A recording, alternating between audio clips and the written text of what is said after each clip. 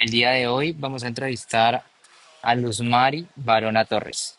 Bueno, pues ya felizmente Ajá. pensionada, trabajé los últimos 20 años en la Caja de Compensación del Valle del Cauca, en Confandi, en todo lo que fue la parte de servicio al cliente, digámoslo así. Fui la líder de servicio al cliente y ya, estoy pensionada. Ay, bueno. Bueno, quería comentarte y quería preguntarte acerca de cómo viviste tú la apertura del 1991. ¿Qué viviste? ¿Qué recuerdos tienes? También un poco de la Constitución. Como qué pasó en este momento tan importante que, digamos, renovó todo el sistema como legal en Colombia, Institucional de institucional. Colombia. Ujú. Bueno, digamos que uno de lo que marcó y que más recuerdo fue que, eh, digamos que Colombia se tomó como un país laico, porque antes era bajo la religión católica y entonces en todos los colegios pues nos daban una materia que llamaba religión, que por Ujú. lo general una monja, un sacerdote, algún ministro, pero era obligatorio. Yo estudié en colegio público, por ejemplo, Claro. entonces, por ejemplo, ese fue uno de los cambios que a hoy día, aunque hay personas que dicen, pues cuando te hablan de algo católico, no, pero es que Colombia es un país laico, está desde la Constitución del 91. Sí, pero yo le digo, pero de 18 festivos que tiene en nuestro calendario, prácticamente 13, 14 son católicos, festivos católicos, la Semana Santa, la Navidad, el Día de San José. Entonces, o sea, a pesar de que se da la Constitución, todavía, digamos, hay rezagos Sí. de lo que era la anterior Constitución, que llevaba muchos años. Entonces, ese es un factor. El otro que instituyó esta nueva Constitución fue el de la igualdad, eh, digamos, en la parte de los derechos humanos, la igualdad y el respeto, ya sea de raza, étnica, religión, y que incluso pide que si la persona viene de un grupo étnico con un dialecto étnico, por ejemplo, Ujú. instituciones en las que yo trabajé, que fue con Handy, debíamos tener personas que atendieran a las personas en su propio dialecto, pero eso no se da, por ejemplo, ¿ya? Y todavía tenemos los rezagos, todavía existe el racismo, Mm. la discriminación, y yo diría que la poca respeto de derechos humanos en ciertas regiones de Colombia. Porque si así fuera, digamos que todos tendrían las mismas oportunidades de estudio, las mismas oportunidades de servicios públicos mínimo, que es lo mínimo, y no lo hay. Bueno, quería también tocar otro punto que lo veo bastante importante y es cómo se vio esa época, digamos en final de los 80 inicios de los 90 con el narcoterrorismo que pues había en el país por Pablo Escobar Sí, y que finaliza en el 93 con su muerte. O sea, sí.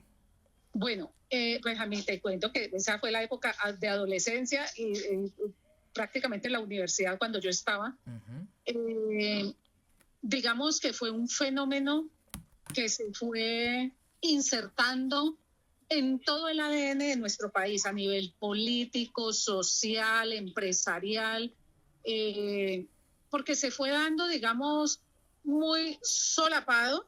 No solamente era él por el lado del cartel de Medellín, sino que teníamos ujú. también los Cali, Claro, los Rodríguez, y el norte del valle tenía otro grupo. Entonces, digamos que yo recuerdo que esto se fue dando, digamos, empezó a haber una abundancia y una riqueza, pero como te digo, esto fue muy solapadito en un principio, donde empieza a fluir como dineros, y empiezan ciertos grupos de familia a tener dinero de la nada, sí, ujú, pero se va dando esta situación política. Pablo Escobar, él digamos que él participa, él se lanza al Congreso, él ujú, queda elegido y es allí donde aparecen unos políticos que para nosotros, en mi época que estaba joven, un Luis Carlos Galán, claro. te digo, ese señor, o sea, ese señor nosotros los jóvenes vibrábamos con él, y un señor Rodrigo Lara Bonilla, que eran del mismo grupo político, ellos eran del nuevo liberalismo. Digamos que cuando yo antes de empezar a votar, solo habían dos partidos políticos, los liberales y los conservadores. Y mi papá era conservador de raja y él esperaba que sus hijos todos fueran conservadores. Y yo recuerdo la primera vez que fui a votar, yo le dije, no, yo no voy a votar por un color, yo voy a votar por quien realmente... Entonces allí cuando yo empiezo a cuestionar, a mirar, a ver, entonces digamos que empiezan a aparecer unos nuevos políticos, unas nuevas élites, y allí es cuando está el grupo, pues Pablo Escobar, pues con todo su grupo, el Cartel de Medellín, de entrar a la política, porque ya empezaba desde el gobierno, creo que de Belisario Betancur, a empezar a hablar de que habían unos nuevos ricos, pero eran unos dineros mal habidos, y empezaban en el tema de extradición, empezó ese tema así. Entonces ellos intentan entrar a la política para mandar en el país y ellos poder poner como sus leyes, y es allí cuando se empieza a destapar ya qué había detrás de todo eso, de todo ello. Entonces, por ejemplo, Rodrigo Lara Bonilla era el ministro de Justicia en ese entonces, muy amigo de Luis Carlos Galán, y este señor Pablo Escobar, él entra a ser parte del nuevo liberalismo. Ellos empiezan a denunciarlo y a cuestionar de dónde venían los dineros que no eran legales. Y es allí cuando empieza a haber todas esas masacres, matanzas, bombas, el DAS, me acuerdo cuando el edificio del DAS, o sea, empieza a suceder pues unas situaciones y empiezan a matar políticos. El M-19 había firmado ya la paz, y habían entregado en 1990 con el gobierno de Virgilio Barco. Matan a Luis Carlos Galán, que después de Virgilio Barco, él era el candidato presidencial. Yo iba a votar por él, yo iba con toda con él. A él lo asesinan estando en Soacha.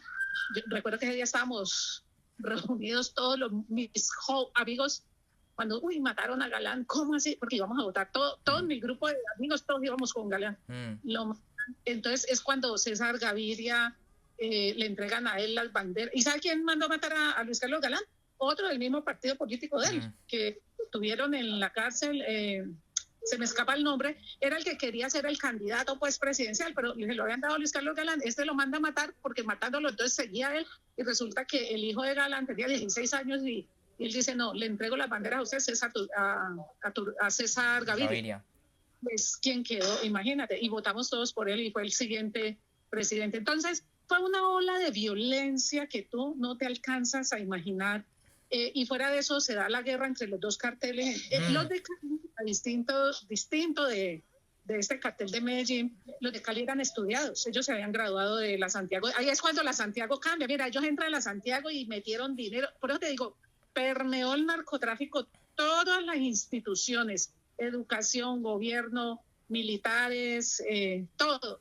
Empiezan también las guerras pues entre carteles, y esto era carros bombas por todos lados. Yo recuerdo que en esa época para venir veíamos un carro parqueado afuera de tu casa y eso llamaban a la policía a todo el mundo porque dejaran un carro que no era conocido. Que no era conocido. Los centros comerciales implementaron eso, tenías que abrir el baúl tal y con espejos por debajo, o sea, para poder entrar a un centro comercial, a edificios. Entonces, yo no sé, yo digo a veces, ¿cómo sobrevivimos? O sea, porque es que era la tensión de que en cualquier parte podían poner un carro bomba. Claro, tenían el control. Hasta que se dé.